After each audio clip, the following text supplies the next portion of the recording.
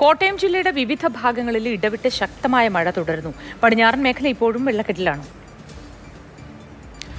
ഇടവിട്ടിടവിട്ട് അതിശക്തമായ മഴ കോട്ടയം ജില്ലയിൽ ഇപ്പോഴും പെയ്യുന്നുണ്ട്. അതേസമയം മീനച്ചിലാറിലെയും മണിമലയാറിലെയും ഒക്കെ തന്നെ ജലനിരപ്പ് കുറഞ്ഞത് ആശ്വാസകരമാണ്. എന്തായാലും പടിഞ്ഞാറൻ മേഖലയാണ് ഏറ്റവും കൂടുതൽ ദുരിതം അനുഭവിക്കുന്നത്.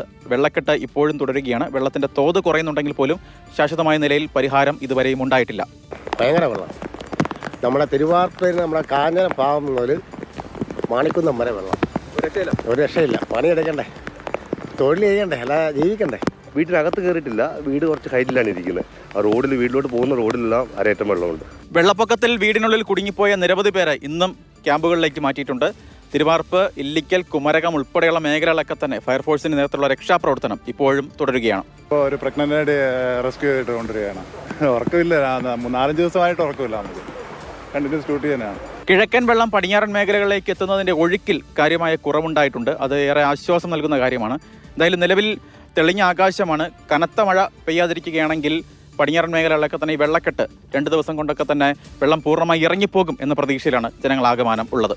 കോട്ടയത്ത് നിന്ന് ജബിൻ തേക്കടിക്കൊപ്പം ഷിനോജ് ടി, മാതൃഭൂമി ന്യൂസ്.